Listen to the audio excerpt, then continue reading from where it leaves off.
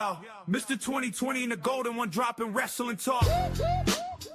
Wrestling adventure storytelling, no fake news here.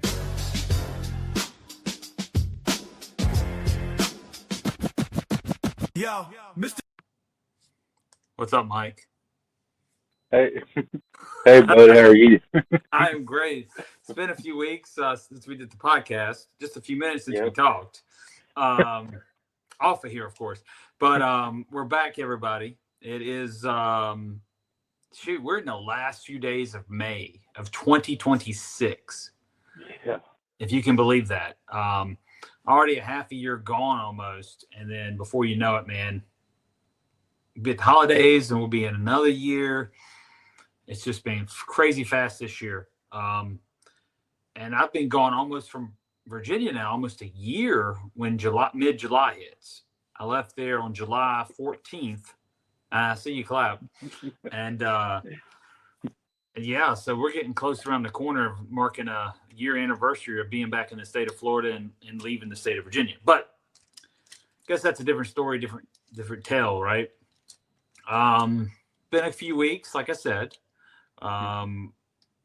Both of us had some things here and there in 1 week, and then the next week the other one would, and it just kind of, our schedules kind of we can't collaborate together to make it work. It's been rough, but you know, family and stuff always comes first, and it should, and important things in life always come first, because we both have personal lives outside of this, and we always put that first, which is great. But we're back now, and we're going to talk about, Mike, Omega.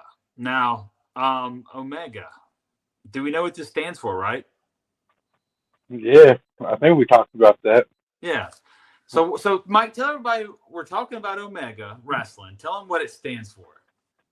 I can't remember. Okay, I know well, you just told me. I don't even know. it's You said something, and I just didn't believe you because it didn't sound right. no, it's 100% right. Organization of Modern Extreme Grappling Arts, Omega, and it had the big Omega symbol like you'd see at a college fraternity or whatever. That was our symbol. And one thing, if people didn't see it back in the day, the tape collectors during the video era, still before CD and now the streaming we got, right? And none of this is online. And not to change the subject, but I'll go back into Omega in a second. But I was talking to Thomas Simpson about the video library of Omega. And if everybody doesn't know, Thomas Simpson is like one of the brainchilds of and masterminds of Omega Wrestling with Matt Hardy. That's what actually brought that company to life in spring of 1997. Well, anyway, so I was talking to him, and this was when we saw each other face to face, which has been almost 4 years now. It was WrestleCade 2022 for the Omega reunion. And he said that that's never been released, that not many people have it unless they tape traded back in the day, and it's never been streamed online. Just think about that. Never been streamed online. I think in itself, if he decides to do that one day, they could make a decent amount of money off the early years of the Hardy Boys and Shannon Moore and Shane Helms and Joey Matthews, and Steve Corino was even there. Mike Maverick, Caprice Coleman, C.W. Anderson came through there. Lodi came through there on shows. Just an array of talent. And like I always tell, and you said it earlier, you brought it up, something in the water in the Carolinas, because that was the best era of athletes, was the 1990s that came out of there. And I will say this too, and this is taken away from Omega real quick, but a lot of the Omega stars that we just named went through stages with the PWF, which is the Italian Stallions group that I started with. And that was just the foundation to help these guys as well learn how to maybe do a headlock the correct way and on the right side. Because if you watch matches, Mike, and next time you'll probably go back and look at this now. When the Hardy Boys did their suplexes in WWF days, this is before the E, when they got their big run, they would pick the guy up on the right side. Well, maybe a luchador, Mexico style, they would do stuff on the right side. American style would always be done on the left side. Everything's done with your left. You shoot the guy off the ropes, you shoot him with your left, not the right. But they would do things opposite. But they also watched a lot of Japanese and wrestling from Mexico, as in luchador style. So they kind of that's what Omega was, right? It was American wrestling, gimmick wise, mixed with Japanese and Mexican. I guess that's not the right term. Luchador style type wrestling, and that's what it was. Omega was phenomenal, and we were the front runners of any promotion that resembles that at all nowadays. And I'll name a few. Ring of Honor would never have got. They may have started, but fans wouldn't have picked up on that type of wrestling if it wasn't for guys like the Hardy Boys and of course WCW and ECW bringing in the luchadors in the mid-90s. That helped build that up to that new era of having guys that were quick, smaller, because the Hardys aren't the biggest guys in the land. We know this. And either were the Shannon Moores or the Joey Matthews and people like that, but they were great athletes. And people don't know this about Shane Helms real quick. Shane Helms is a phenomenal worker. You take aside any of the Hurricane gimmick and watch his work in WCW, he'd actually work a match and not just high spots. Shane Helms, he has a background in collegiate style wrestling. He's just an all around good athlete. And I think that's what made Shane Helms succeed in a business that was ever changing to help the smaller talents that you see today. So, yeah, because you got to realize when all these young kids were breaking in, when I was breaking in, the business in the early 90s was still primarily, you can say, a big man sport, right? But you got to look back. There were guys over the years that were smaller that made lots of money. Ricky Morton wasn't the biggest guy in the land, but he made money. Rock and Roll Express were over, right? But the true era of smaller guys started in the 1990s, and Omega helped contribute to that. So, but we would talk a lot about that. But the story I was going to tell before I got sidetracked, the Thomas Simpson story, and going on, right, Mike? Because I get blah blah. Was the Omega symbol. Well, the referees here, we did something different. We would wear, they sold gimmick shirts, right? They sold the Omega logo on the shirt. I don't have mine no more. I wore mine out and I don't know. But I refereed in it as well. It was just a T-shirt with the logo of Omega on it. And all this Japanese writing underneath it. Really cool looking. You'd love it because of the Japanese stuff on it. But really cool shirt. I refereed in it. We didn't referee in the standard striped shirts, black and white, or the bow tie and the blue shirt look of the WWF Golden Era or whatever. They didn't use that either. We just used that. It was a different look. Everything was solid black except for the logo on the shirt was white. And that was kind of cool. We did something different, but the promotion itself was ran different. And Omega truly was the front runners of all the high flying action and crazy stunts that we see today. So, but we're going to go more in depth than that, And before we do, I want to give the big intro into that, right? Intro into that. Let's see how Mike's life's been the last few weeks that we haven't been on here. Did you have anything exciting happen, or non-exciting, or just a funny story that either I missed or you've told me, but you'd like to share with everybody else as well? I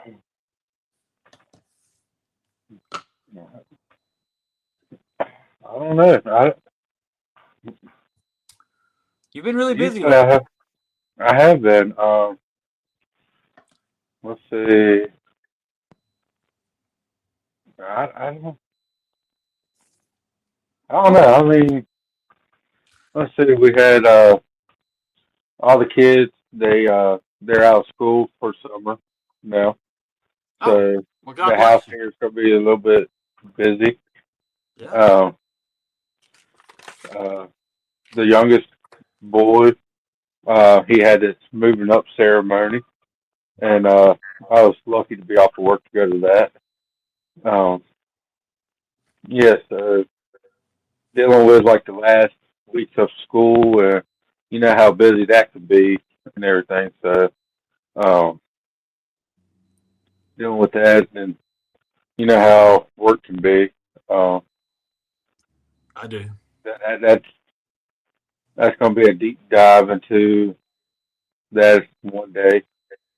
Oh, that we can got some funny stories we could probably tell about that. But since I still work there, we probably shouldn't say them yet. Should just wait for later. Yeah. Yeah. Uh, but no, it's been good. We went. I had a birthday, and I got a package in the mail, and somebody just happened to send me the real American beer right up there. That's right. I don't know who it was, but all I'm going to say is thank you, Julia. Okay. Uh, Did I put on it I, Jay Tucker, or did I put or Jamie Tucker? What did I put on the package? Because sometimes I I think just it was. write Jay Tucker on it. I don't even put my full first name on anything. Oh, hold on. I Okay, think I still got Mike's got to go look into this, guys. We got to find out. James Tucker. Oh, okay. I did put my name. There you go. You're welcome. Yeah, I get his government name. Hold on. That's right.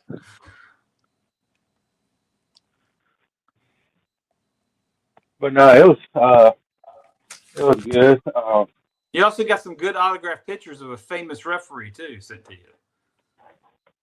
Yeah, there's I gotta put those so I can actually hang them up on the wall and everything.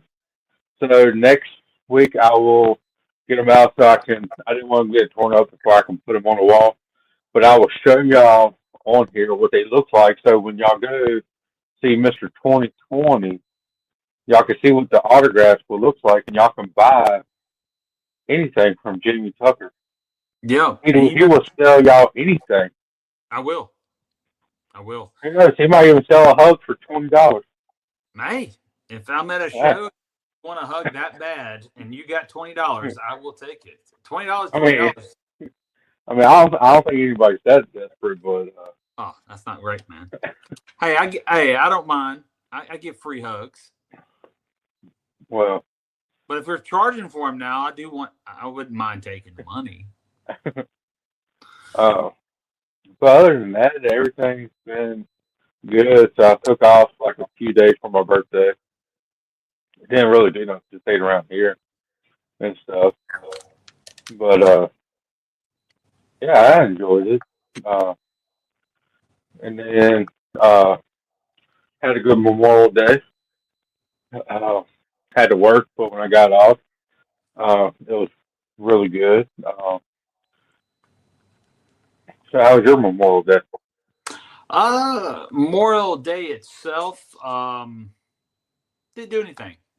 You know, didn't do anything. Didn't celebrate in any way. Monday, I didn't even have a beer to celebrate the holiday. America didn't even have one of these. I got an empty can right here. Didn't even have one of these to celebrate the American holiday. But yeah, nothing. You know, nothing exciting. I mean, it's on Memorial Day. It's for like kind of like remember like the fallen soldiers and veterans stuff like that. And are you saying that you did not even go to cowboyrevolution.com and use the promo code JamieT123? I did not go to cowboyrevolution.com and use the code JamieT123 at checkout for that 15% off. But that's a great idea, Mike. I'm glad you brought that up today. Already, Mike had thought about it. And Mike, what's the main reason that they should go shop from this site? One, because the veterans. That's right. It helps them. That's right. And who doesn't like 15% off? I love savings. Yeah, absolutely. Yeah. I mean, I work at Walmart and we get a 10% discount. Well, Cowboy Revolution, I get an extra 5%, so I'm up to a 15% discount. That's right. You can't beat So it. you can't beat it. Need a hat for the summertime, everybody. Get Yep. you some hats. Get the one. Get Shirts. the ones that say cowboy hat on it. The ball cap, like I got. I don't have it with me right now, but I've worn it on here before. I love that hat. It's one of my favorite hats.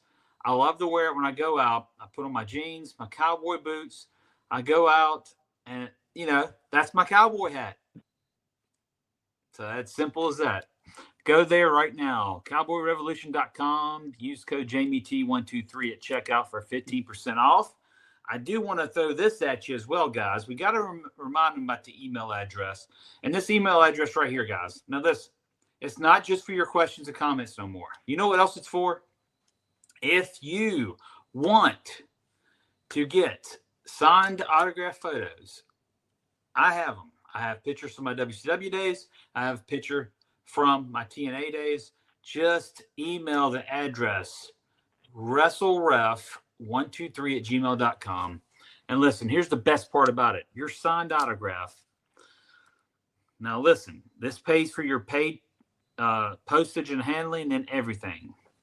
For $6, I will sign your autograph and mail it to you. It covers the mailing, it covers the autograph, it covers the photo. I'm not trying to nickel and dime you in this day and age like everyone else, just trying to give back.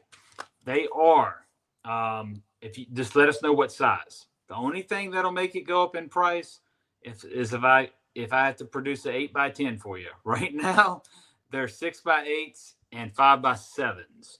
If you want a 8x10, I'll sign that for you for, listen to this, unbelievable price of $8. So go to that email address. Let me know what you want right there, guys. WrestleRef123@gmail.com.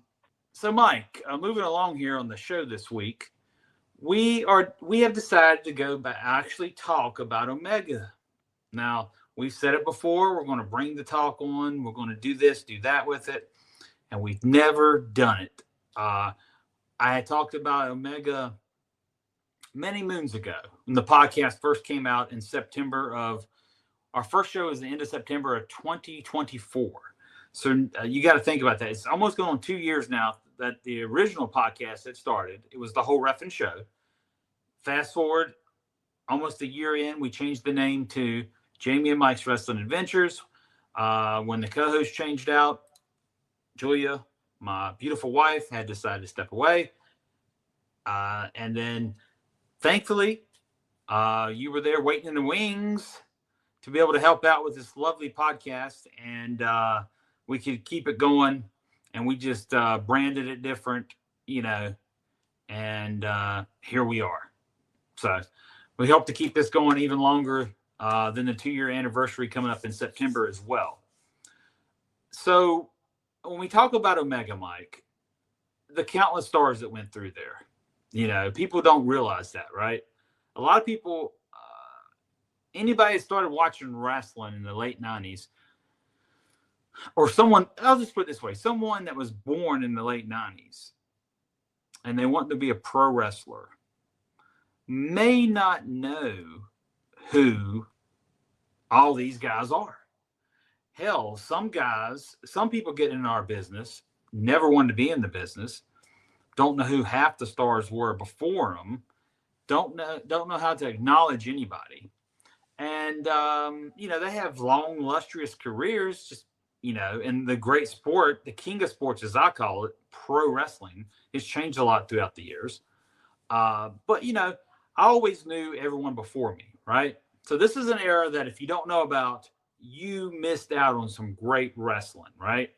This was the pinnacle of independent professional wrestling in the late 90s. Omega Wrestling was. And it was based in the Carolinas. The only company that ran longer than Omega in the Carolinas, well, that's worth a darn, that I'll bring up, is the PWF, because I got my start there in 1993, and Stallion and them had established that from 1990, and Stallion finally retired the company in 2002. So you're looking at a good 12 or 13-year run. Stallion ran his own shows. And And the thing is, when people tell me, oh, I don't know who the Italian Stallion is, or somebody says, well, here's the big one, Ricky Steamboat. Who's Ricky Steamboat? Oh, you don't know who Ricky Steamboat is? You shouldn't even watch professional wrestling today, because nobody that's currently out there can hold a candle to the guys of yesteryear in the aspect of being a pro wrestler. Maybe a sports entertainer, they have it beat, if we look at it with that term, because, Paul Jones, people like Paul Jones and Ricky Steamboat didn't have all the frills and all the pipe bombs, as these young kids call them today. They could go out there and cut a promo about the town they're going to be running the show that weekend and feature a main event match, not on the weekly show like they do now, right? They'd feature a weekly match. Like they'd have these matches just to get you all hyped up with the stars. And then they'd have the interviews, but the guys wouldn't actually face off on television unless they got into a brawl or something. But the actual matches would happen at the live events, the live arenas. And that's when the live event era was big and they made all their money from. That's a different story, different day. I could go on and on. I get so wound up when I hear people say they don't know who guys are in different eras. That's why I brought that up. Go study your stuff, guys. If you're in the pro wrestling business today and you're in your 20s and you don't know that Ricky Steamboat existed, you don't know anything about Ric Flair, but what you saw in the last 5 years, you're an idiot, because he had one of the best careers ever. You got to give back. And if you don't know who Macho Man Randy Savage is, you don't know who Steamboat, you don't know who the greats of the 70s and 80s that wrestled, like Paul Jones, Ole Anderson, go check this out, because you're missing on great psychology you could add to your matches to make you a great performer. And one of the greatest tag teams of all time, nobody even brings up anymore. And he even actually works for SmackDown brand, is Michael Hayes's. He was with the Fabulous Freebirds. People don't know who these people are. It just burns my butt that you don't study everything before you, because I always did that. That's what brought me to the business in 93. I was 15 years old. I got broke into business, but I knew who all these guys were, not just by watching, but the ones I didn't know, I studied. So what I'm getting at here, a lot of these guys I'm going to name today, people may not know from the Omega. So let's bring up some names here, Mike. And we're going to bring up first the Hardy Boys. Everybody now knows who the Hardy Boys are, because their career expanded, right? From being hired in the WWE in late 98, actually getting their first deal as developmental, what they called developmental then. There wasn't really a developmental system yet. They would train up in Connecticut. But anyway, till they made it, got their World Tag Team title run. The first one was in June of 1999 for the WWF. They won on Raw in North Carolina, actually. The Hardy Boys did. I was there live for that event. I told that story at a Mega reunion. But anyway, so the Hardy Boys. So we look at a lot of things they did at the Omega. Like, for example, Matt Hardy's name on the group when I first started working there. I first met him was through Stallion, right? And then went to the group was called New Frontier Wrestling Alliance, NFWA. Matt Hardy was going by High Voltage. And I mean, Matt actually had a big H and a V on the back of his tights. He had High written down one leg, Voltage down the other, different colored tights. He had all kinds of tights. Here's the funny thing about that, right? Matt would get the material that these tights are made out of, that these guys wear, spandex and stuff. And Matt would make his own tights, his own gear. The only thing he didn't make was boots he bought. They actually bought real boots. These kids really wanted to be in this business because they actually went out and bought them wrestling boots. They made their gear. It looked professional. They looked like the guys on TV. They really wanted to be in this business. But, Matt went by High Voltage to begin with when I first met him. And then, do you remember a tag team called High Voltage in WCW? Okay. Well, let me tell you the story behind that. Once WCW, I'll tell you how they got the name, and they gave it to these two guys. And they're both nice guys. I worked with them in WCW after I got there. They're nice guys. It ain't their fault. They were just given a gimmick, right? But Matt would they had this contest in '93. It was like a amateur challenge or something, and you sent in your promos about being a pro wrestler and all that. And he sent one in doing like his promo, and I think a couple flips on a trampoline and stuff. Matt did, and he went by High Voltage. Well, WCW took that name, copyright, trademark, whatever you want to call it, gives it to these guys. So in 1996, Matt changes, or it was 95 or 96, right? Matt changes his name to Surge. Went from High Voltage to Surge. So kind of like the same area of life, right? Got a high voltage, it surges. Man, makes sense. But he changed his name to Surge because of that. And a lot of people don't know that. But, another thing people don't know about Matt is he thought about pro wrestling all the time. And he still does. I know he does. That's why he's still there. And he still knows how to, because he came up through an era, the early 90s, that was still what we call the Carney era, right? And he broke in and got on shows with Stallion and George South, and people called him Carnies anyway, because all this stuff, So I think Matt turned that into being a good businessman and a Carney together, and here we are. He's still he's still being utilized. Very smart business guy, and he was very smart, and he ran the shows. A lot of times I see them, a lot of these talents, if they wasn't on their shows weekly, I'd be on other indie shows. I'd run into them, and sometimes I wouldn't see them until the next Omega show, depending on where my bookings took me on the indies and their bookings took them. Because after I left Stallion in I was a Stallion almost 2 years total when I broke in. So 1995, when I finally left Stallion for the first time, because I went back a couple times, I would work everywhere. I mean, I'd be down in Georgia, Tennessee, Carolinas, very seldom Virginia at that point. I did most of my gigs further south or west. So, but he'd call me on weeks that he needed to get his shows planned, and me and him would talk, and he would make sure I was booked for it. He'd actually tell me what was going on with the promotions at the time, what was going on, this and that. And if I had a show, because I'd run shows too. I actually bought my ring in 1997, around the same time Omega started. I had my own ring, and I would run my shows, and I'd use the Hardys and Helms and Jerry Matthews and Wachi, Scotty Dow, Caprice Coleman, Mike Howell, which is Mike Maverick. I use all of them on my shows anyway, just the same as I'd be on Omega. But yeah, I mean, we roamed around the Carolinas and Georgia. Went down to the Omega guys would also go down to Georgia and work for what everybody knows years later, is NWA Wildside. It was actually NCW, which was National Championship Wrestling, ran by a guy named Rick Michaels and Chance. I can't think of his last name. Chance Williams, I think, was his gimmick name. But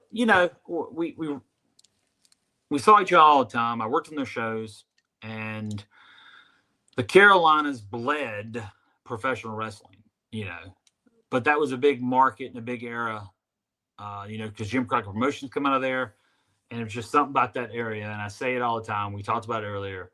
It's in the water. The Carolina boys, phenomenal. Bam. And let me name the list. And then if you got anything you want to add to this, let me name the list of guys that worked for Omega Wrestling that actually got signed. Okay. Now listen to this list of guys. And I had to write some of them down because sometimes I don't remember right when I'm talking. But here's some names. If I missed a few, please tell me. So Shannon Moore was signed WCW. C.W. Anderson, the original ECW. Mike Howell, which is that's his real name, but his gimmick name is Mike Maverick. He's one of the Dubs with Champagne. They went into ECW.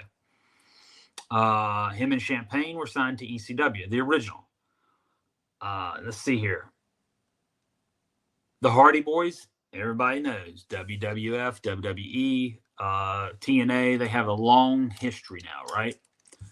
Shane Helms, whether you know him as Hurricane or Shane Helms, signed to WCW originally, WCW, WWE, so on. We got it, right? Now he's an agent. Steve Carino works down here at the Developmental Center, right? ECW original, ECW former world champion. Joey Matthews, part of M&M. Everybody remembers that tag team. Am I missing any names here? Christian York. I forgot that name's not on my list. Christian York was one of the Backstreet Boys. Not the Backstreet Boys. What did they call? I can't remember what they called their gimmick name, but he's with Helms and Moore and all of them out in Tennessee, right? So he got signed. So that's just listen to all the names I just mentioned. And I'm probably missing. Lodi of WCW fame went through there. And last but not least, their head senior official, they called me Mr. 2020, Jamie Scarlett. There, so bam. There you go. You got that full list there, man. You cannot beat that list of talent that I just named. And it was all a group of guys that was from the original Omega group. So there you go. Yeah, good list of people right there. And I think you was looking for the Bad Street Boys. That's it. Sorry. Yeah. I was trying to think of it. Backstreet, Bad, same thing. Back, bad. My back's bad. Yeah, it is now. But yeah, man, that list is just, and I ain't trying to use a word for AJ Styles right now, but that list is phenomenal. I mean, that's a big list of talent that, a lot of people may have not known that went through the Carolinas and Omega.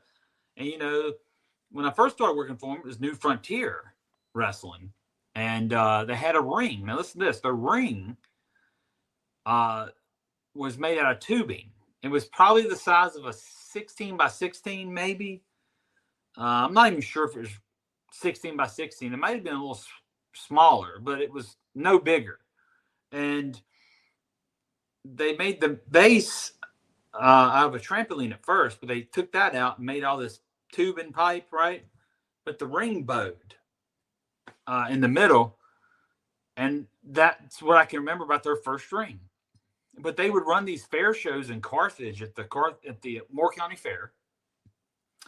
And they do like Thursday, Friday, Saturday as the nights. And sometimes, depending on if I was booked other places, because back then I would take bookings all week long, and God knows where I'd end up. But I would do all three fair nights if I didn't have anything else on the years they did it. It was like October of every year.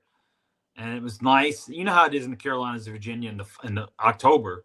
It's a nice, cool breeze in the evening. It ain't super cold yet. It feels good, and the wind's blowing, and just that fair atmosphere in the background, and the wrestling going on. And Ted Hobgood was the main guy. He was part of the Omega Union. A lot of people know about Ted Hobgood, but Ted Hobgood was like our voice, right? He was like RJR or our Tony Schiavone. You get it, right? Or Michael Cole now, as everybody sees him. But he was like our main guy, but he'd do the announcing and call the moves as the match goes on. So it was live for the crowd. They got it every time we did an Omega show. So that was something different. The only thing is really weird about when they do the announcing. One thing, I guess, we were all young kids, and I got psychology and I got protecting the business, but the only thing I guess we didn't think about is he's calling these moves, right? So if the referee takes a bump and somebody's interfering, he's talking to the crowd saying, "Oh no, there's blah blah with a chair," and the referee's knocked down, selling, trying to move a little bit. So it's kind of like you're hearing this, but you're not. I guess it's the thing where the referee doesn't see it, you can't call it though. So I guess it don't matter. But anyway, Ted had a wonderful, good voice for it. He had a good mind. He came up with the gimmicks for some of the guys. Honestly, he's the one that gave me the 2020 moniker. Got me the baseball cards and stuff. And I wish I get my hands on a bunch of them reproduced, because I would actually sell them. They're really cool, the Omega cards. But, it was just an era that if you could relive that 2-year span, right, from 1997 to 99 when they had their final Omega show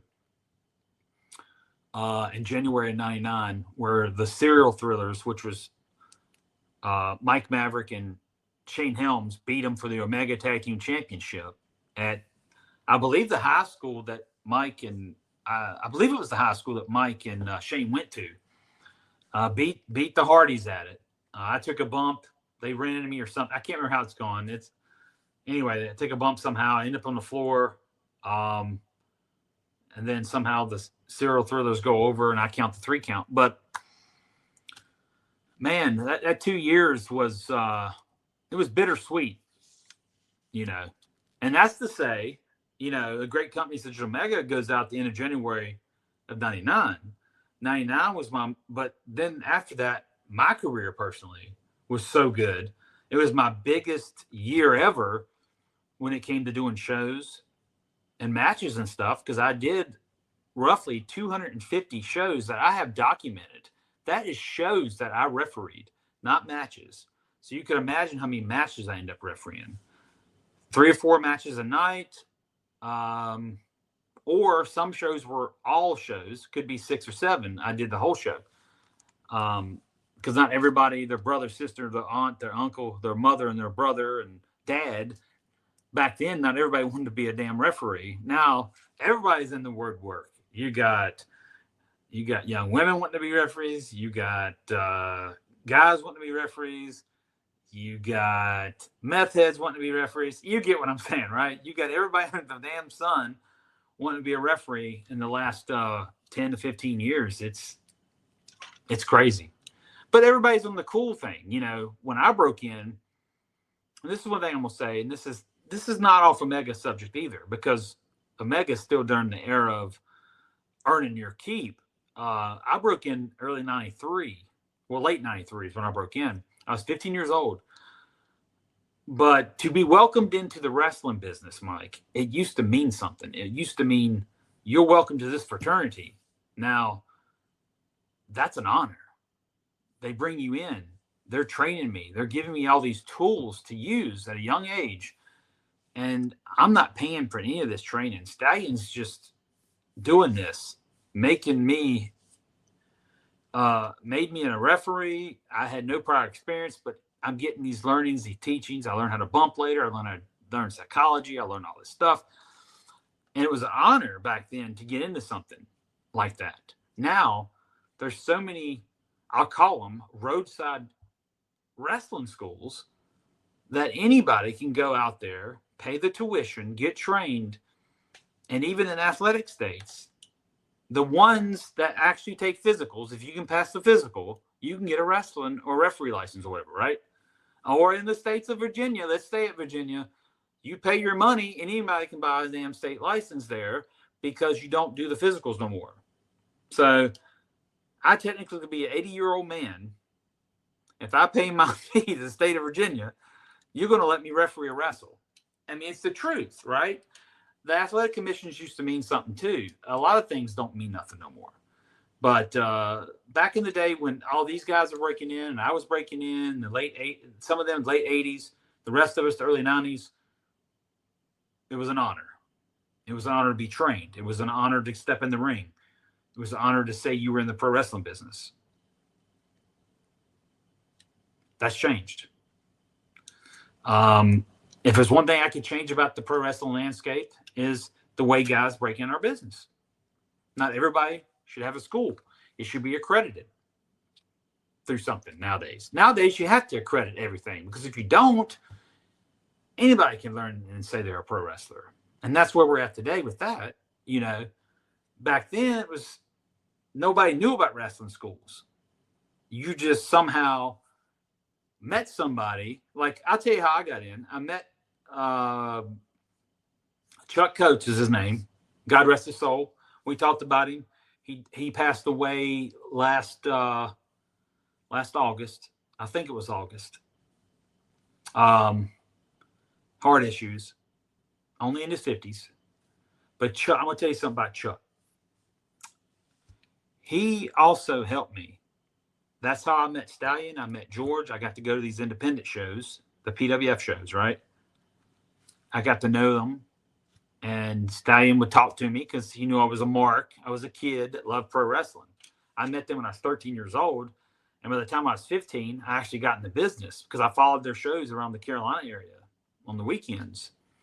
But, you know, if it wasn't for me meeting Chuck at Nikita's gym in Concord, North Carolina, and yes, I'm talking about Nikita Koloff, and I got to meet Nikita there, and Nikita talked to me, and you know, not many people know this, but at the age of 14, I was cleaning Nikita Koloff's gym in Concord, and of course, you can't work by legal laws in most states at 14, but I would actually get cash under the table, you know, free membership.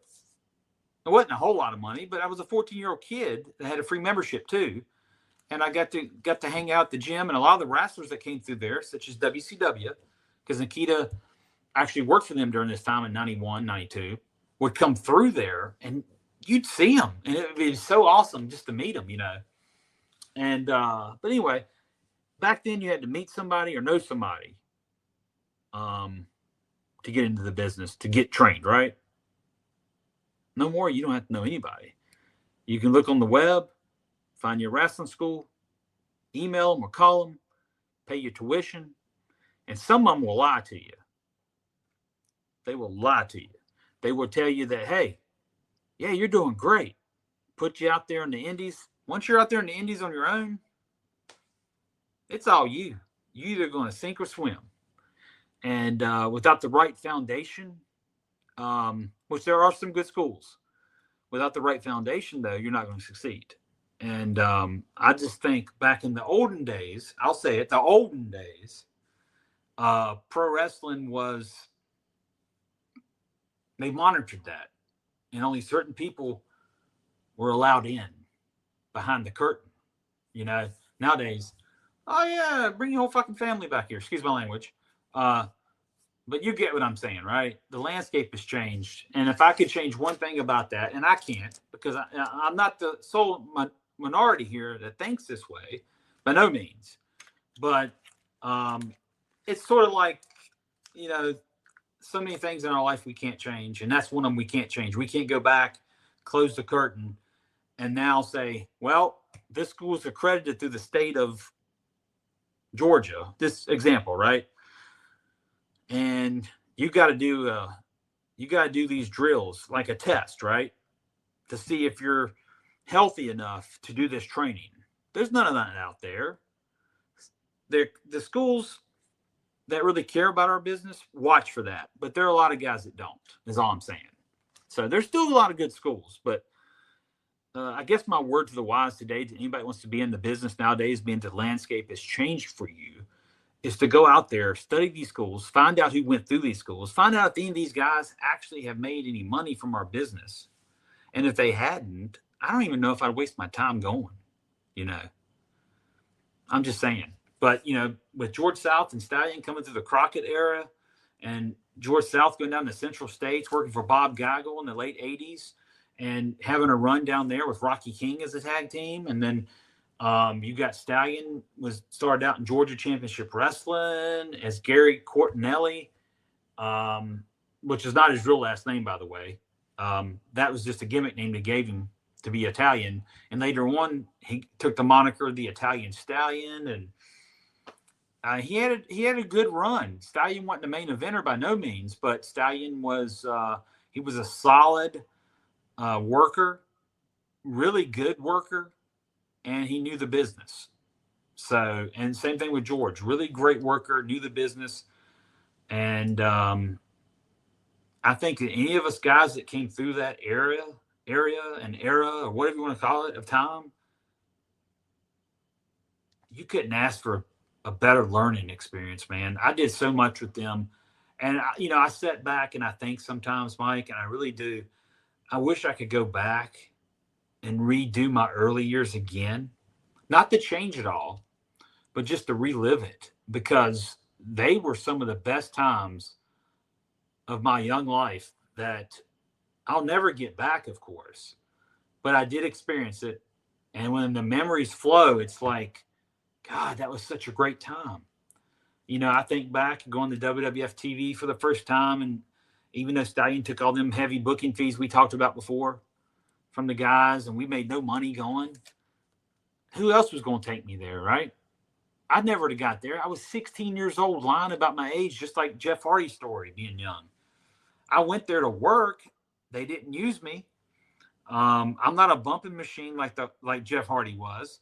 I don't think I'd have freaked out like Keith Davis on the move, but I would have been a little scared taking it at 16, But we all were kids. I think Jeff was more of a daredevil than most of us at that age, for sure. He's still a daredevil at his age. At our older age, I wouldn't do half the stuff. I wouldn't do none of the stuff he does, but all them crazy stuff. But you think about all that, man, all the opportunities we got, and it was wrong taking the money in one person's eyes, but in the other person's eyes, you can look at it as it was opportunity. It was growth for us. It would help most of us succeed later. So either way you look at it, it doesn't matter. But all I'm saying is the younger years during 1993 to 1999, before I got hired by WCW, were really the first 6 years of my career were really setting me up for the success that I got with the bigger promotions later, number one. But number two, it was some of the best years of my life. And sometimes I cherish them more than I do my WCW run. I do come into developmental for FCW, and I also cherish it more than my TNA run. And I'll tell you why, because it was more fun and more carefree. And you're learning. You're just constantly learning. And just great times, great years. I would not change any of them 6 years for nothing. WCW run was phenomenal. I wouldn't change that for nothing, except the company not going out of business, and I had a job for a few more years at least. But I can't change that. That's not my doings. That's corporate, and that's also out of everyone's hands. We all know that. A lot of things in our life are out of our hands, and we got to look for spiritual help or something like that to get through it, right? But, man, I could talk all day. I love my first few years in this business. It just meant so much to me. And I hope the kids today, if they're still young in their careers, I wish them well with their careers. But it's not for me to enjoy no more than the Indies every weekend, every week to every weekend. It's not for me to enjoy no more. My younger years are way behind me now. Unfortunately, I'm not an old man ready to die or anything by any means, but I know you got a joke for that, I'm sure. But like I'm saying, I'm 48, and if you look at a 28-year-old, they got a long time ahead of them. The 48-year-old guy in the professional wrestling business doesn't, is what I'm getting at. So, hey, if Ric Flair and the Boogie Woogie Man can do it, you can do it.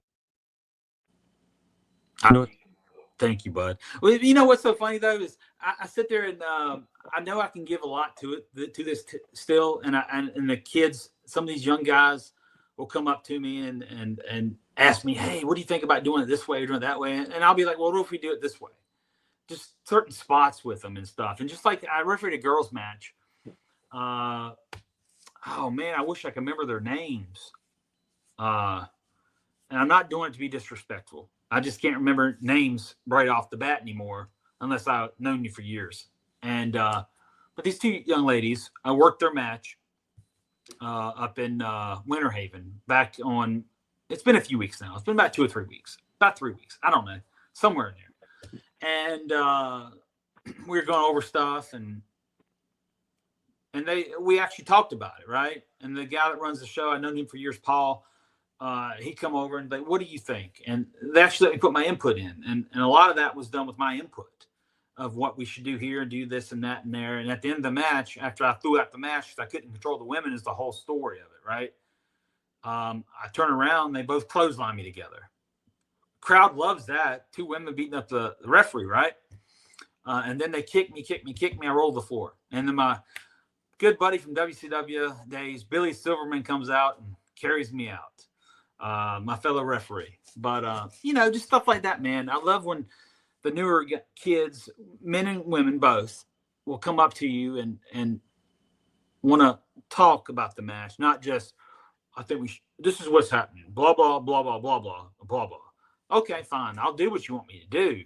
But, you know, you got all this insight and not more so even Billy Silverman being around, right? Billy was around from the Territory Savoldi days up in Maine and New Jersey and stuff, working for them from 1985 or something, man.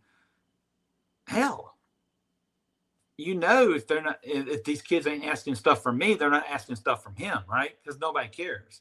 A lot of people think they know it all, but experience is where it's at. You know, I still, I'm not saying I'll learn something new from this business or anything else in life, because I do continuously. But, you know, when you got guys like me and Billy Silverman around, and guys like Paul that runs this promotion, Florida Pro Wrestling down here, you got us at your dispense. Or even Randy Eller, when he works the shows with us, he's another referee from WCW. You got all these, you know, seasoned minds that you should acknowledge and ask them questions, right? Because that's what I did, you know, when I got all my knowledge from Stallion South, but I also would go to Nelson Royal. If that name doesn't ring a bell, guys, go look that up. Nelson Royal. But Nelson Royal was an older wrestler. He wrestled for Stallion and George a few times in '94. I was about a year in the business, I believe. And so basically, he came into work, and I would pick his brain, because you'd be stupid not to pick an old timer's brain. And I did that every time I got a chance in my early years. And yeah, so that's my advice. If you work on shows, the people that's been in the big show and have not a lot of experience, been around many years. I've been around over 30 years, 32, 33, somewhere in there. Billy Silverman's been around 40 years at least.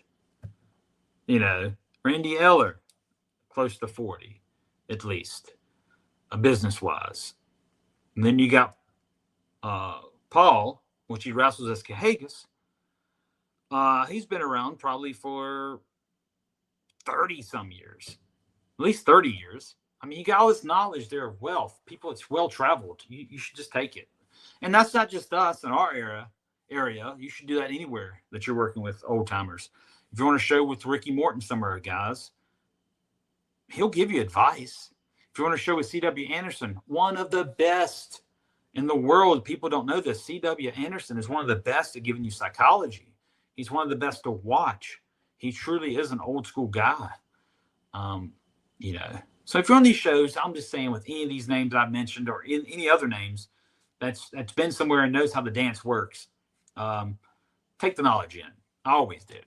That's some good advice today too, right? So you got anything to ask about Omega or add to about Omega today, or? So, how did you actually start in Omega? How did I start in Omega? Yeah. Okay, so how I started in Omega was, let's see, that was 1990. Well, we'll say Omega, but it was called New Frontier Wrestling Alliance. Okay, that's how I got started with the Hardys and all this, because I was talking to Matt after me and Stallion had a falling out the summer of '95. So I've almost been with Stallion 2 years.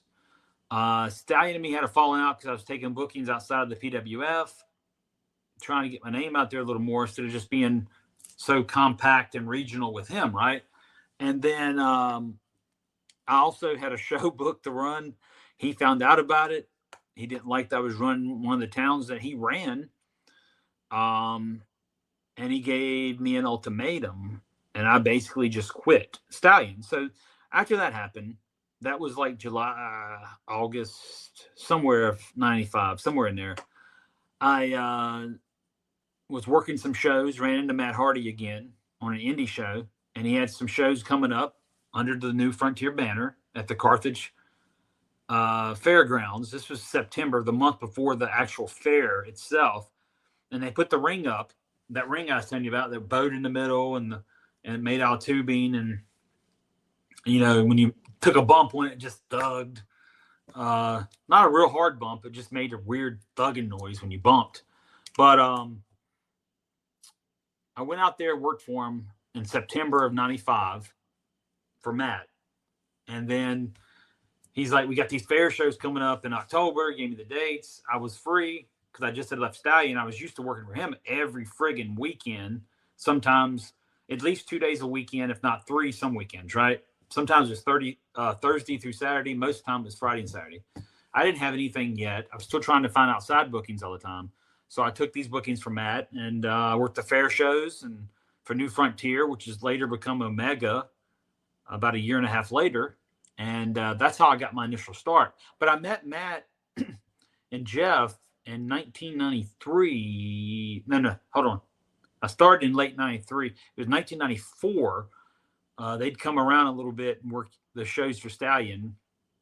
And George and them would teach them how to do a headlock and headlock takeovers correctly, different stuff. Actually train them a little bit.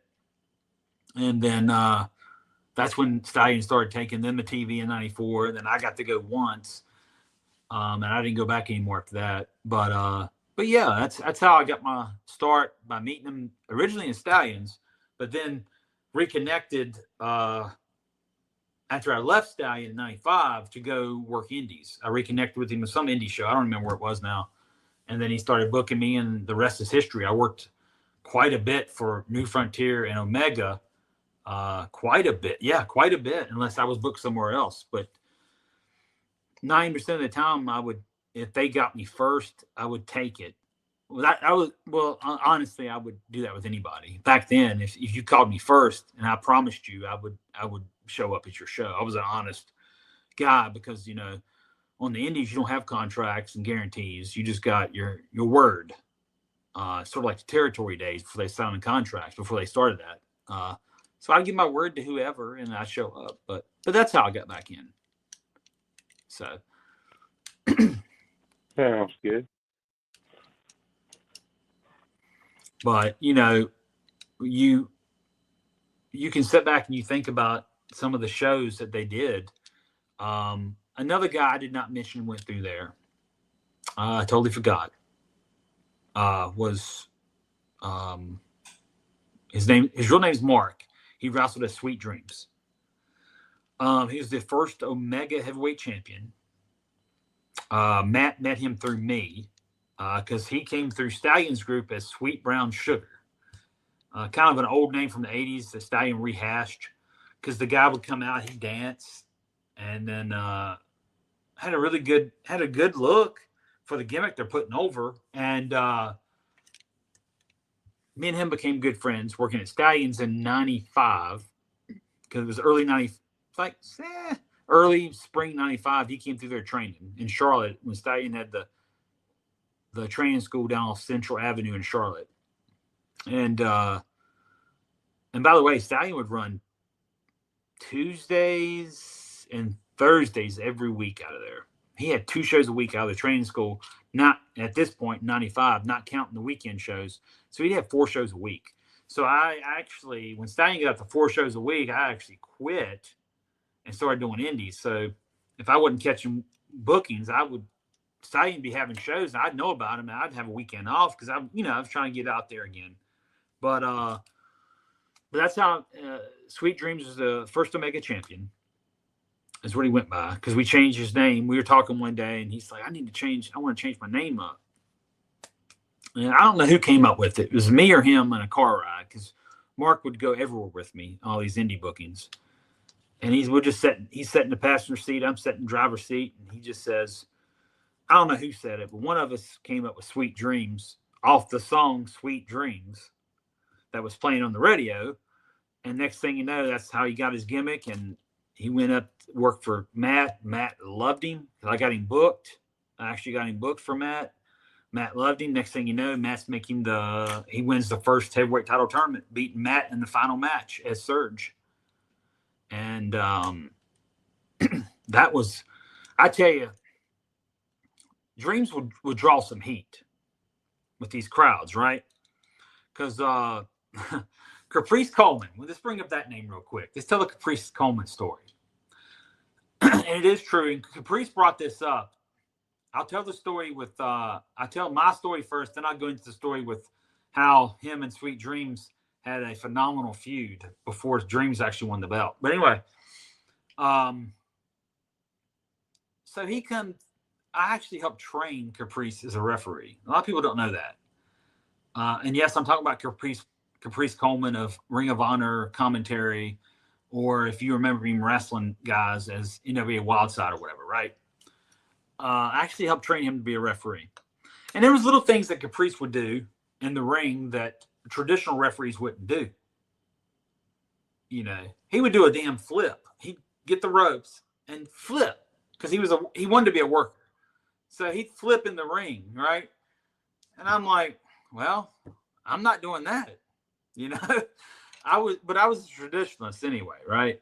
I'm a traditionalist when it comes to pro wrestling. When it comes to refereeing, I do not like. I'm not saying I don't do stupid stuff for TV when they pay me to do it, just goofy stuff.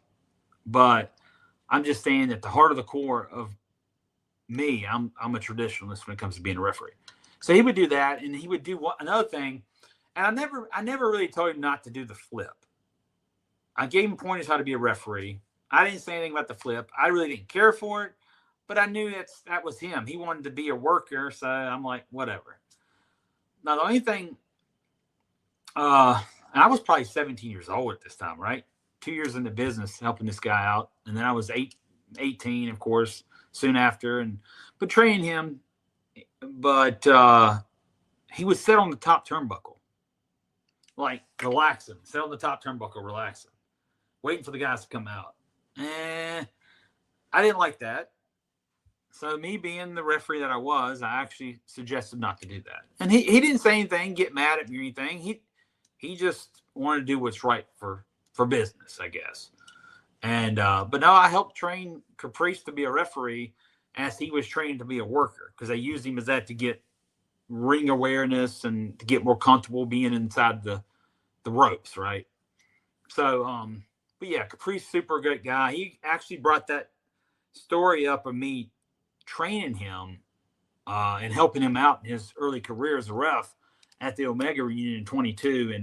And I appreciate him acknowledging me, and he put me over like $1 million, and I couldn't ask for any more of a kinder words from anybody than Caprice gave me that day. So thank you, Caprice. If you do listen, if you don't listen, somebody tell him. Now, the Caprice Coleman story with Sweet Dreams. So they did this thing where they had a match one night, Caprice Coleman, when he started working, versus Sweet Dreams.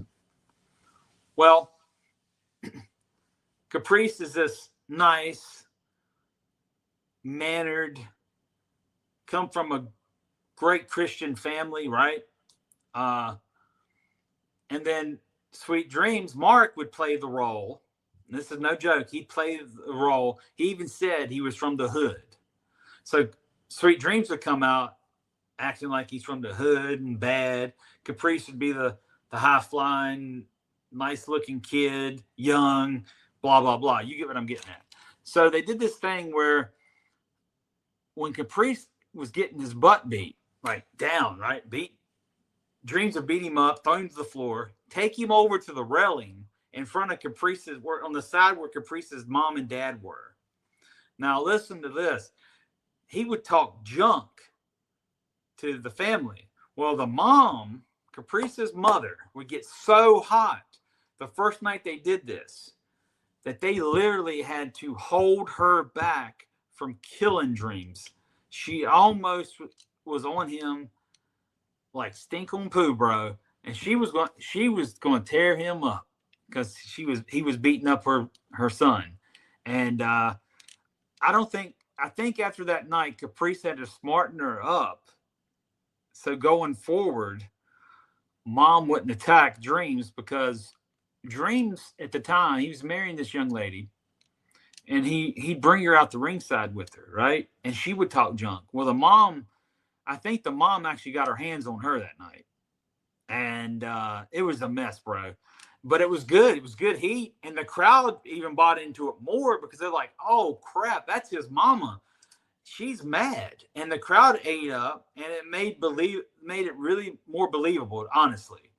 And the crowd reaction. This was at Sanford, North Carolina Armory. The crowd reaction was just off the charts, and I think that's what made Dreams. I'm telling you right now, that's what made Dreams so over with Matt, because he knew Dreams could talk, he could get heat, and he did. And Mark was always good as a heel when he did that gimmick. He did it his face too in Towns, but when he did the heel Dreams, I always thought that was his best role in our business. And he was the first Omega heavyweight champion, and no one can take that away from him. And that was a big deal because we were the biggest independent growing group at that particular time. There's no one else bigger, especially in the Carolinas, Virginia, and so forth. So yeah, that was a really cool story, but they drew so much heat. And I actually was part of Dreams's one of his marriages. I know it sounds bad. One of his marriages, I was one of his groomsmen, and he was part of my wedding party on another one. So, well, mine, I only had one. I should rephrase that right. I only been married once. He was part of our party of my group.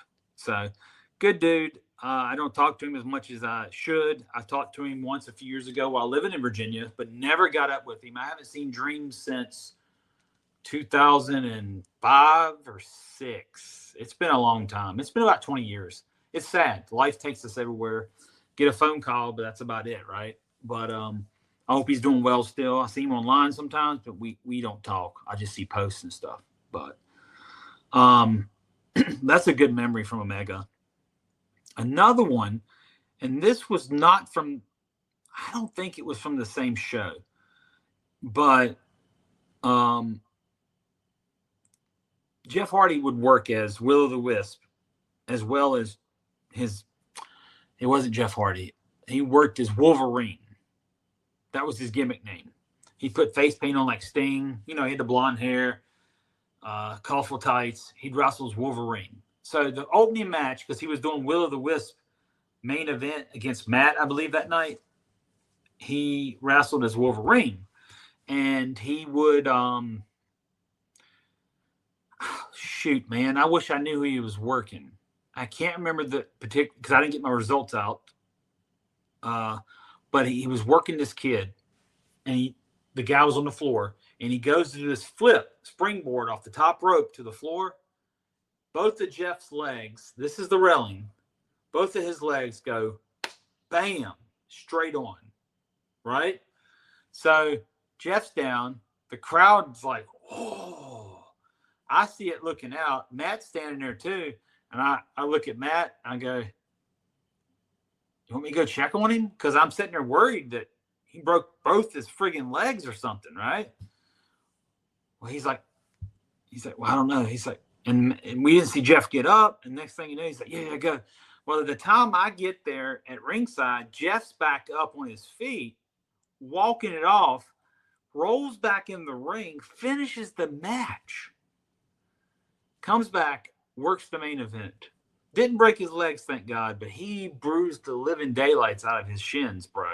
But that thing was just horrible because it was still barricade. We had actually real barricades. But when he flipped over, the guy to catch him, his legs hit him, bam. And I was like, oh, my God.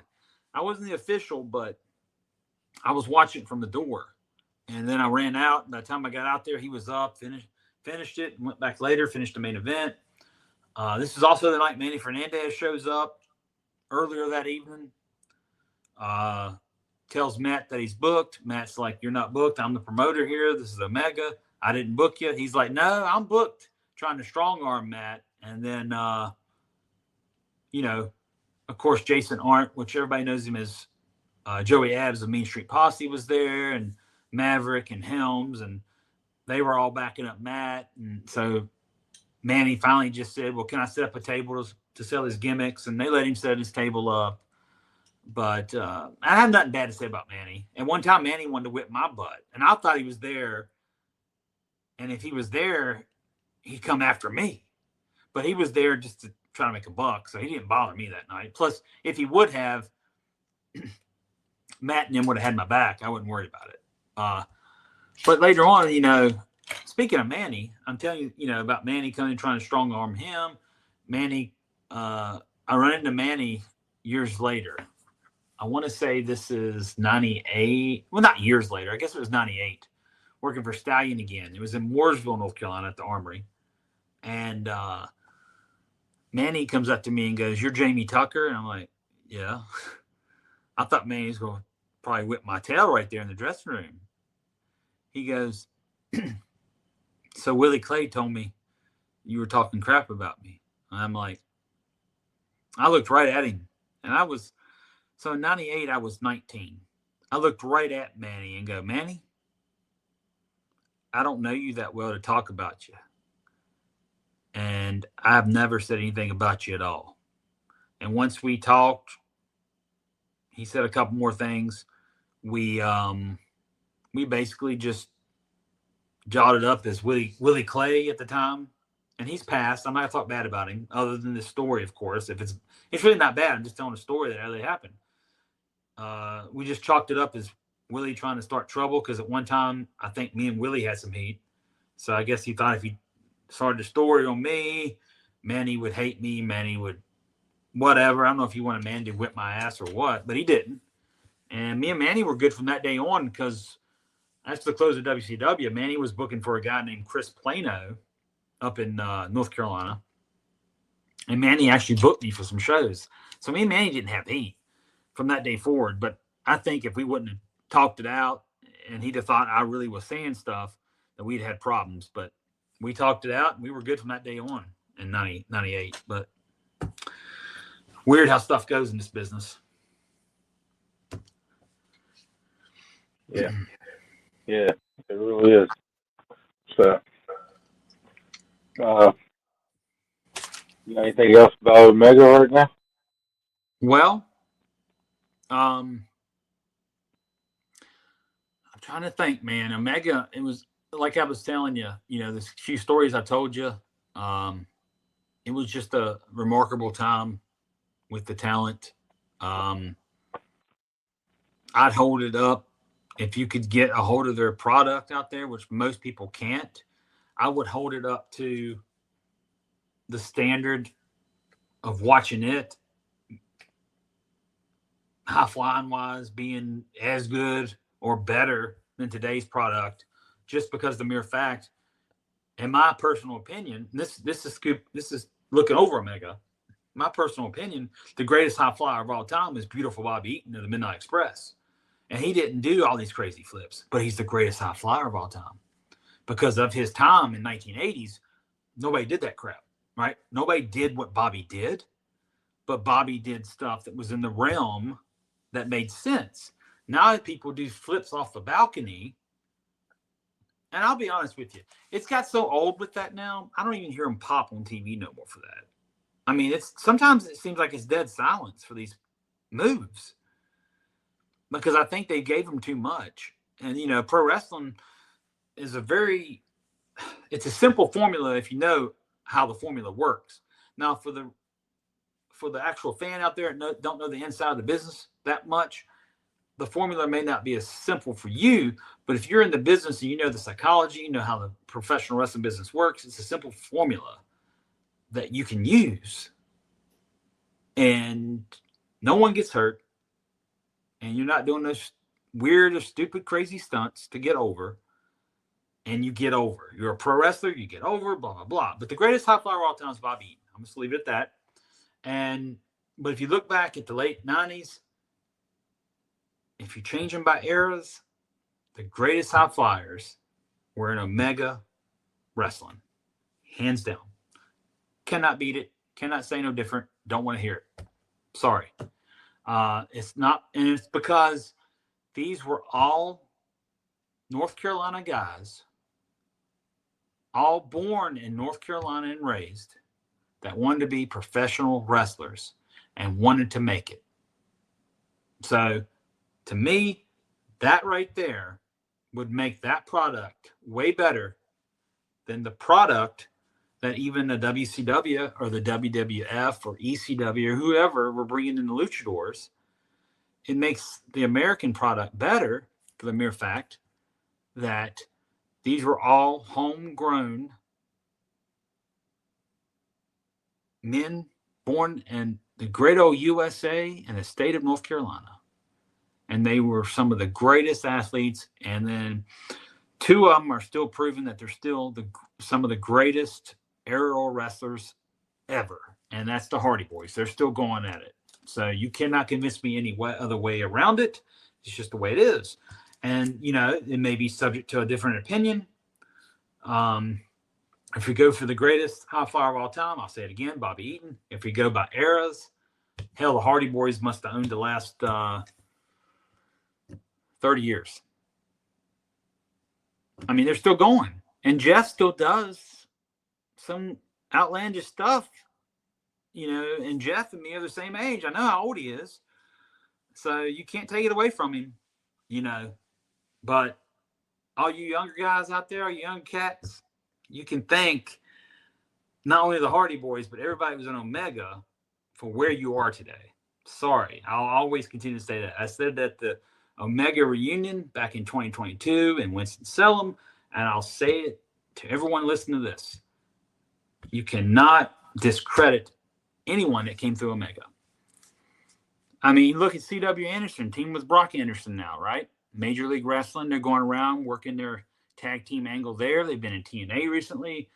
And, you know, CW is still going. He looks great. Hell, he might, and I'm not knocking him, but he knows that when I say this, he might be in the greatest shape of his life right now. He looks great. He's doing great, you know. So, I don't know, dude. Just, I guess to leave Omega on a high note, all I'm going to say is to not have been able to see it. A lot of you have not seen their stuff. Not to be able to see them shows and not to be able to live in that era, especially, you just can't appreciate it the same, you know, especially living in the moment.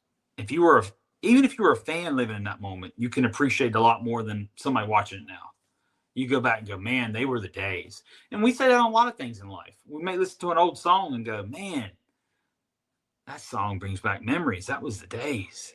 And it's just the way it is with everything. You know, we all have our things that make us look back and go, man, them were the good old days. And I think that about Omega. I think that about all my early years in this business, when I broke in, was learning the business, learning my trade. I think back and go, they were the best years of my life. I also look back at WCW, my WCW run, and I look back at WCW in the early days and go, man, if only we could have a WCW today, right? But to me, all that is great and great memories. And I just wish I could relive a lot of the memories again, but you can't. You can't go back and relive anything, good or bad. And you shouldn't want to relive the bad, but the good, you can't go back and relive either. And that's where we're at. And anything I talk about in this podcast, when we talk about pro wrestling, that's not new. All of it is just a cherished era for me. You know, I don't know. I wish we had a promotion today that was all the young kids would go to and live their dreams and passions and be like the family that Omega was. But, you know, and the family I had at Stallions PWF, I don't have that now when I go to indie shows, bro. I go do my work. Some of these kids are real nice, but, you know, different era, different mindset on how a lot of the stuff in the business should go. And it's just the way it is. I mean, I understand how the business has changed. That's why I still stay in it. That's why I still do shows, and a lot of things are different.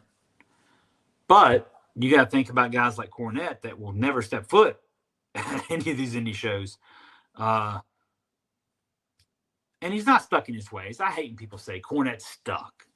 I don't know if he's stuck so much as he's actually telling everybody what they don't want to hear, you know, how bad a lot of stuff has gotten. And that's just the truth of reality. People don't like reality in the face. None of us do. No, at times, man, nobody wants to hear the truth. But when you hear the truth, some got to take the truth. And that's why you have so many people on social media, when it comes to pro wrestling, especially, all these fans arguing over every single topic there is, whether it's old wrestling, new wrestling, current, whatever. They're all just pissing in the wind with their opinions because none of them matter. And half of them don't even buy tickets to the events anymore. They just go online and talk bad about it. You don't even watch the premium live events. Half of you just want to talk crap about what happened on television. I mean, I'm right. I mean, you're right. But can you afford to go to these shows, though? Well, I'll just put it to you this way.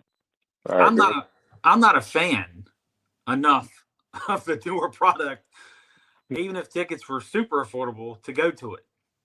I'm kind of like, yeah, it's not like when I was growing up in the 80s, my first show, and it's really weird, Mike. I sent you earlier, it was yesterday or earlier today, about AEW come back to Roanoke at the Berglund Center on July 11th, right? July 11th, 2026, right? Guess where I was at July 11th, 1986? The same building for Jim Crockett Promotions, okay?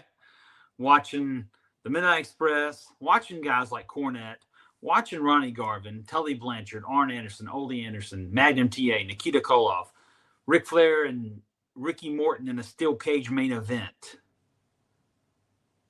I watched the Stallion that night. I didn't know years later I'd be getting broken in the business and trained by him, but I was watching Stallion that night.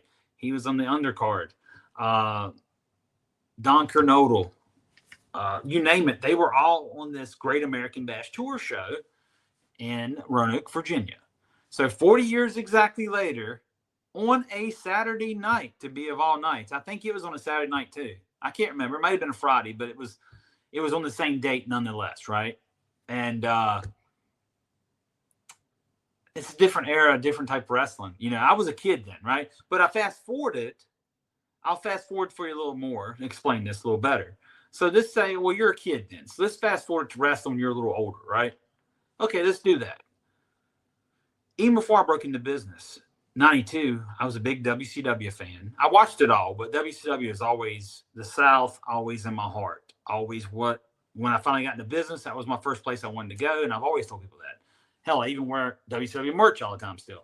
I'm still a WCW mark to this day, even though I work for them. Now, fast forward, teenage years. Still better.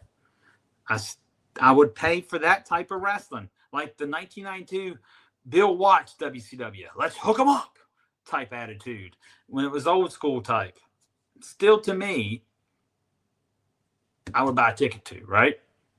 Fast forward, late 90s, WCW, WWF, Attitude Era. If I was still a fan, not made it yet, I'd buy a ticket to that. Not today. It's just, we're different, man. It's just different, right? I mean, I know, what year were you born, Mike? Early 90s, right? Yeah, 91. Okay. So think about this, Mike. You've watched old wrestling, since we talk about it a lot anyway. You watched a lot of the 80s stuff. You watched a lot of the early 90s. You watched the era that you grew up in, right? Now, answer me this. Riddle me this.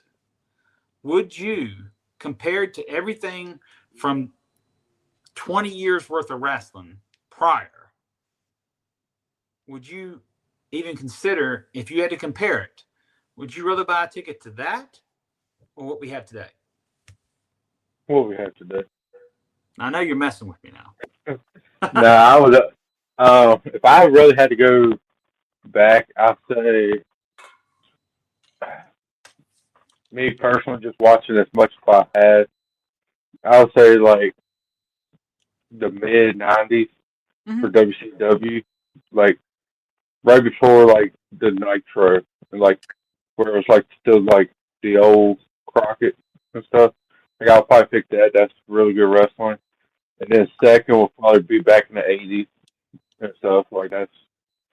But So early but, Turner. like, yeah. So if it's anything like newer, I I'll probably say like 2002, 2003. That's kind of like right after WCW, Yep. and where it seemed like WWE kind of gave up on, but we don't have no competition, so they Mhm. kind of slacked off on like the storylines and stuff, and it just wasn't as good there for like the longest time. But I'll probably pick like mid '90s first, Yep. then probably back to the '80s. Right. I mean, even if you like big, powerful like moves, like no high flying, no nothing. I mean, you got the '70s, like that was really good stuff too. Yeah. So, like if you like traditional wrestling, so and Yeah. then like I've heard people talk about it. Like you can see, yes, people love wrestling now. They love the product on TV and stuff. And I could say, hey, I love this, I love that. Like I love a lot of stuff that they just did for AEW pay per view. Mhm. They put more, in my opinion, they put more into the pay per view, way more than they do for the product on TV, and Yeah. it shows. Um, but you can just see, go back to the '70s and '80s and '90s and stuff. Even like the Monday Night Wars with WWE and WCW, just a passion. You, Mhm. you don't really see the passion that much on TV, like through the TV, like you used to. Yep. I mean, So there's not many.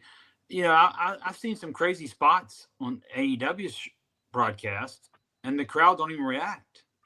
yeah, It's like these guys are out here killing each other, and if you don't react, I just got one question: why are you killing each other? yeah, It's a predetermined. Okay, I hate to say it because I love professional wrestling, and we should uh, never came to this point where we even got to say this because I broke into kayfabe era, and I wish we still had it. But we're in a predetermined sport. Your goal is not to go out there and murder each other. I don't care how much money you're making. You don't go out there and murder each other. I mean, you're supposed to protect each other. And some of these dumb spots is either going to kill you or your opponent one day. And that's the God's honest truth. And but the funny thing is, Mike, I don't know. They can't go much crazier because if they go much crazier, somebody is going to die. yeah, You know, because we saw crazy back in the Attitude Era with Foley coming off cages, and we thought that was big, right? yeah, And then ECW's burning tables and throwing them off balconies. That was big. But some of the stuff they're doing now, and you know, and it's hard to believe that Foley is even walking. I think if he wouldn't have retired when he did, he probably wouldn't even be walking. yeah. And then this kid Darby Allin, and I know you're not a big fan of him anyway, but we'll go set that aside on our opinions on him, but just the stuff he does, I'm gonna say, does he want to die? I mean, you're a thrill seeker, kid. I get it, but do you not care about you or your even you or your well being? Yeah. I mean, I don't know. The business is spanned so far out from the roots of where it was supposed to be. Where a beatdown of Dusty Rhodes would have drew heat by the Horsemen, right? Or Paul Jones in the studio in the Mid Atlantic, the studio in Raleigh back in the late '70s, talking about being the Mid Atlantic champion, hyping you up to come see him defend it or see him go after the title. I mean, them days are long gone. The days of them standing behind a cage to build up the house shows are well gone, right? It's a different business model, and I've got that for a long time. I mean, I'm not naive to it. I get it. I even try to progress with it, understand everything this business has done. I even tried to stay in the big time with it as the years went by. But, at this point, I probably wouldn't turn down a job. I mean, I'm not stupid, but I don't know. We go all day about how it's changed, how different it is, and how much we don't like something that's currently happened. And a lot of the product today, I do like to watch some of it. I'm not saying it's all bad. I'm just saying the landscape of the business, the way they done it, the way they're doing it. And they give them a handful of house shows for the summer. Let's just give them. This needs to bring this up. WWE brings out a handful of house shows for like June through August or something, but it's only a handful. It's like 12 or 13, right? Maybe even not that. Maybe 10. Are you really doing house shows? I mean, I remember back in the day, the Attitude Era, right? WCW and WWE was on the road like 200 some years a year. And back in the Crockett days, Flair would say he wrestled over 300 days a year. I mean, you got to think about it. I mean, it's still a light schedule for the money they're making. The money these guys are not all of them, but money a lot of these guys and girls are making nowadays are it's crazy for the schedule they have to do. And I'm not mad at them for taking the money. Hell, I'd do it. I'm just saying the landscape of that's even changed. So, yeah. I definitely agree with you. So, do you have anything else for Omega? I don't think I can think of any more stories at the moment. I'm trying to, like I was, a lot of times, I'll be honest, even at the reunion, we were trying to tell stories, but at the end of the day, you'll leave there and you're thinking, that day, you left there and you thought of stuff after you left. Like, damn, I wish I shared that. Yeah. It just happens that way.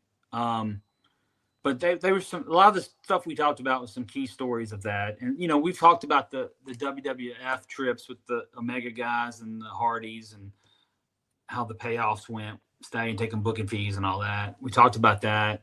I brought up Stallion quite a bit over the last few months. What we really haven't touched base on is, me and you and I haven't. I may have in the early days of the podcast. Maybe a little more Wild Side era, or maybe even the mid-90s when I worked for all the other people, not just Omega, but a New Frontier through 95 through 99, but maybe like all the other independent groups. There was a lot, Great American Wrestling Federation out of Asheville, worked for two different SCW groups. One was Southern Carolina Wrestling. The other one was Southern Championship Wrestling out of Greer and Greenville, South Carolina. Because when I first met these two guys, Jim Lewis and Cowboy, his name was Paul. Can't think of his last name. He really looked like a cowboy. I'm talking about old school cowboy. He had that big long mustache down to here and big old beard and had a cowboy. But anyway, him and Jim Lewis would run Southern Championship Wrestling. They had a falling out. Cowboy started running Southern Carolina Wrestling. So I'd work for both of them during the week, weekend shows, whenever they had. Great American Wrestling Federation out of Asheville, worked for them in Western North Carolina. NCW, Western North Carolina and Georgia, both. They'd run both. I did a lot. We have a lot of gray area that we have not touched on this podcast to bring up memories. But yeah. Also, I just want to remind people, I will be venturing out next week on Regalwood podcast from my good buddy Ricky Regal out of South Carolina. I worked for him on a lot of these shows with Cowboy and Jim Lewis, and that's how I met him. He was a tag team with Mickey Free, and their name, if I could only remember, I can't remember their tag team name, but really good guys. He once told somebody that he believed that my refereeing was so good. I had the sixth sense of being in the ring, really good at my game, and that was a compliment, of course. But I'm going on there next week. Just want to give everybody a heads up.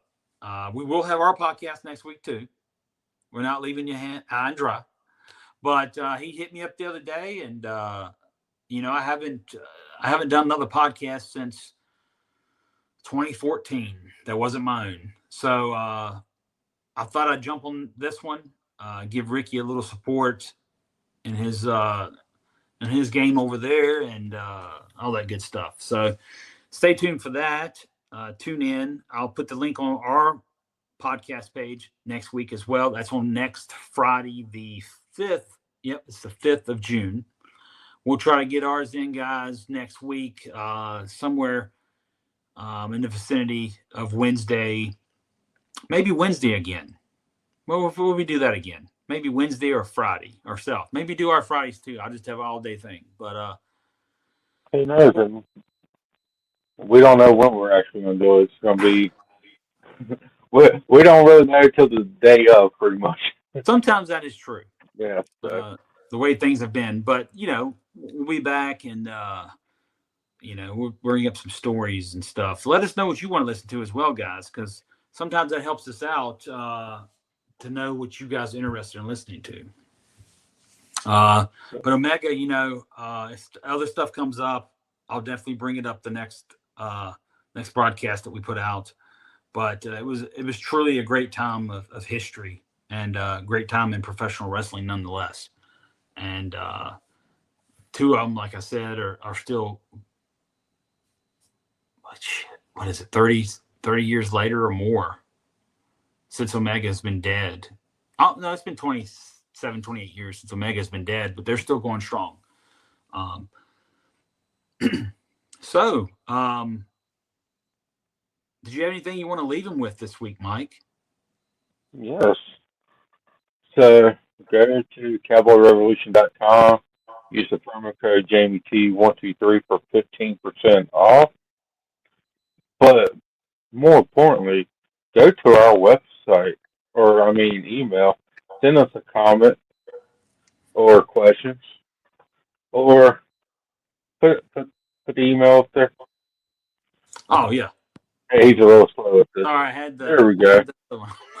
And you said something.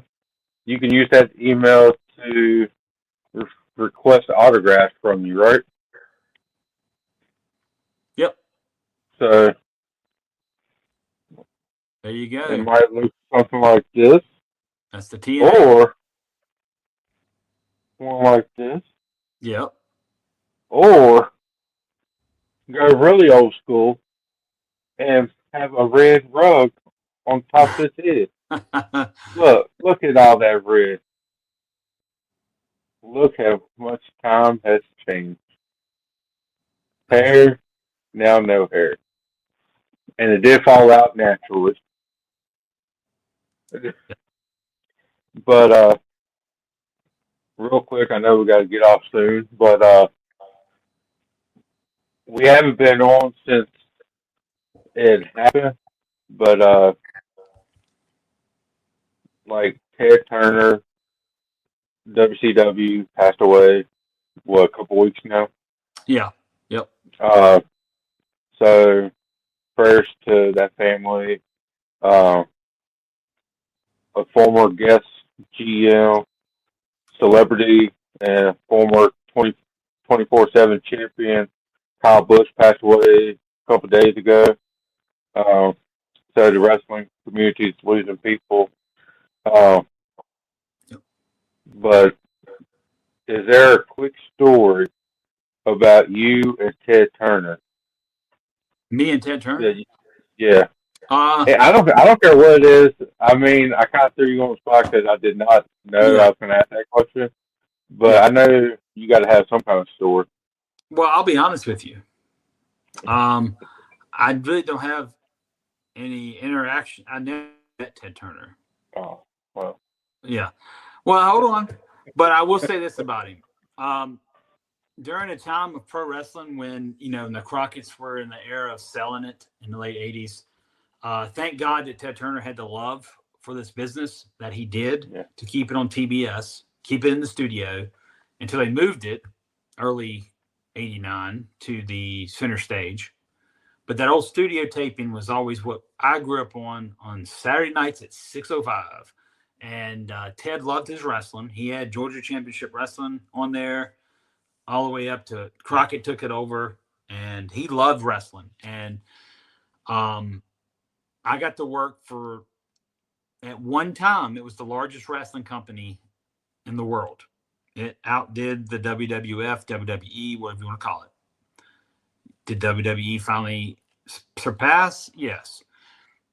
You can say they won a war, but was there really a war? I just think that corporate took over what Turner had, and we can go on that another day because we talked about it before, and that's why we have no WCW and all that. But thank you, Ted, for keeping WCW alive as long as you could. As a pioneer, he started that station. The old story goes he came to Charlotte, North Carolina to start the TBS studios there. And I heard that I used to get my hair cut when I was a teenager at a barbershop off of Eastway Drive in Charlotte. And I go in this barbershop, and the old men were talking one day that ran this place. And they're talking about Ted Turner. And I was like, I'm going to listen to this because I knew he was owned WCW. And they were like, you remember when he came to Charlotte and he asked everybody here to give him $1 so he could start this big TV station and all this. And everybody thought he was, I guess everybody's like, no, and thought he was crazy. Well, goes down to Atlanta, opens Superstation TBS, Channel 17 out of Atlanta, has wrestling on it. His flagship show was professional wrestling. It was his highest rating show, and Ted knew that. And just a big wrestling fan. So thank you for keeping WCW alive and buying the NWA. Well, you really didn't buy the NWA. The NWA was owned differently. And the name changed to WCW later. Not just the TV show, but they actually changed their name to World Championship Wrestling. We all know that. Yeah. So thank you, Ted. But while we're talking about the NWA real quick, and I had forgot about this story until I saw it in the messenger you sent me about the NWA. William Patrick Corgan sent out an NWA, what would you call that? A memo, I guess, about how they wanted to sincerely apologize for the insensitive comments made by Odison on social media. These statements do not reflect the values, views, or beliefs of the NWA organization. We do not condone hateful or offensive remarks of any kind and remain committed to fostering a respectful and inclusive environment for everyone in our community. NWA President and CEO William Patrick Corgan signs off on that. Now, let me ask you this, Mike. What did Odison do? I honestly don't know. Yeah. So I just think this is going to be the opening topic of our next podcast. Do a little research because I have no idea. I just have to see it. Now, I've seen something. Somebody made a comment on this thread, right? Now, somebody said it was a homophobic video. Do you know anything to that? Somebody said he said something about his opponents being gay cowboys. Did you? I don't know if that's true or not. I don't know. I'm looking. I don't really see nothing yet. I'm sure he's had the post removed on his page, though. Probably, somebody probably screenshot it out there somewhere. So here's my personal opinion. Even if he did say them comments or something worse, okay? I'll leave this on a high note for this week. This is kind of like if you watched Jerry Springer show back in the 90s, everybody, he would get his final thought, right? Well, my final thought is if Odison said something to the effect of his opponents, I'm not even sure who he was talking about because I don't know the whole story. But if he said something to the effect they were gay cowboys, I'll just put it to you this way. I'm assuming this guy was trying to draw some cheap heat of some kind. I'm pretty sure Odison did not want to offend anybody in any community out there. So, with that being said, are we really that soft of society nowadays, everyone, that we have to sit here and find a problem and bitch and moan and cry and whine to the effect of, oh, you hurt this person or that person's feelings? So my suggestion is, if you're a grown man and you took this the wrong way, grow a pair. My suggestion to you is, if you're a female and you got upset over this comment, hell, the way some of you act, grow a pair as well. Here's my whole thing, though. It's in a business that is supposed to draw people to get mad at you. And what he said in the context should not have hurt anyone's feelings, because, like I said, it's probably just cheap heat. And for Billy Corgan to have to go apologize to the public, it's a sad day, not only in the world of wrestling, but the sad day in the United States of America. That's my final thought. I don't know exactly what it is, the little bit that I did see. Like I said, we'll talk about it next episode. Sure. Absolutely. But we gotta apparently stop doing this. But apparently his tag team partner is openly gay. So I don't know how, like, if they kind of like broke up, like the tag team, and he was just trying to draw heat or what. Yeah. But so we'll just have to dive into it. See, that's what makes no sense. I'm sure he's friends with his tag partner. He's got no real heat with him. He's trying to draw heat in the wrestling business, people. People need to just calm down. That's what's wrong with everything. People wants to go online and act like they're doing something for the community and making the community better. And in all reality, you're making things worse for all of us. Yeah. Keep your mouth shut. I can be online all day too, Mike. Am I right? You know, I get mad and I have my own opinions, but I don't go spread them. So everybody just needs to calm down. You know, live a little. All right, let's get off the gay comment and let's end it on a high note, okay? So back up here. bring it back up. That's right. We can't have another episode that we edit stuff out. But no, it was Tony Schiavone was talking about Ted Turner and the store and everything. Right. And it popped back into my head for what you was kind of saying up in it. Yeah. And Tony was working up in like the headquarters or whatever for TBS and TNT and all that stuff.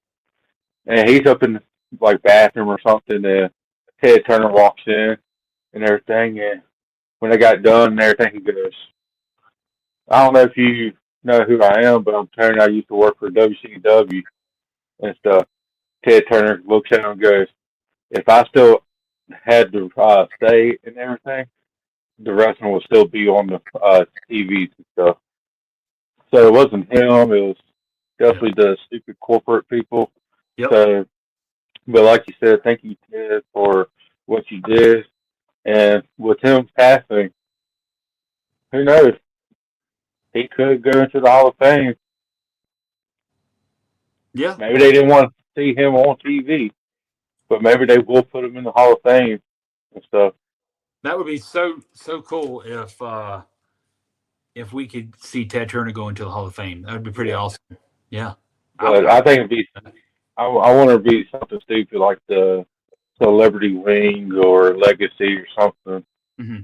I think he really just needs to go in there into the regular Hall of Fame and stuff. He deserves it. Just like Chris Benoit, Vince Russo, David Arquette, Vince McMahon, and Mr. 2020. Oh, thank you. Thanks for bringing my name up. It means a lot. Yeah, you was in some great company on that one. Yeah. I was. I would be honored to go in the same time with the Turner and all them names. Absolutely. Yeah. So guys, we do appreciate you each and every week. I want to say that, and let your friends, family, and people you don't know about this podcast. Get them interested, get them to listen or watch. We're on all streaming platforms that are known to mankind, at least most of them. We are on YouTube if you want to watch us. You can also listen to us on the listening version on YouTube if you still want to use YouTube for that. But you can listen to us on Spotify, Amazon, iHeartRadio, Podbean, and Pandora even. And I look forward to talking to you guys next week again and bringing this podcast back. So, Mike, other than that, I just want to tell them again about the Cowboy Revolution and saving that 15% off at the checkout. You just use the code Jamie123. And the website's on the – yep. Listen, so the website was on the screen. Let's put it back in. Oh. There we go. The website is cowboyrevolution.com. If you do not see it on the screens because you're listening to us, it's cowboyrevolution.com. Use the code JamieT123 at checkout for that 15% savings. Go use some stuff for the summer, guys. Get you a nice thin T-shirt to wear until you get to the beach, or maybe a hat. Send your questions, comments, and concerns. And if you would like to get an autographed photo of Mr. 2020, soon to be merch from the Golden One as well, at WrestleRef123@gmail.com. So look forward to that. We will have more merch coming in the future. We're working on that right now. We're talking about maybe some mugs, T-shirts, stickers, whatever. But we will have the information for you, and we will get a link for you as well in the near future. So, Mike, anything else to leave these wonderful, wonderful people with today? Follow our Facebook and Instagram. That's right. Bang, bang. That's for Mick Foley being in AEW now. So No, it's because I was drinking a Bang energy drink. oh, okay. Bang, bang. Well, I don't care about Cactus Mick Jack, Foley. baby. That's when he was No, his greatest.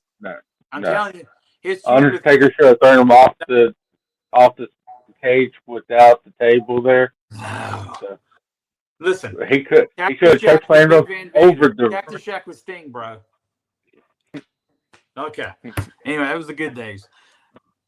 Well, until next time, everyone. Adios. Bye, everybody.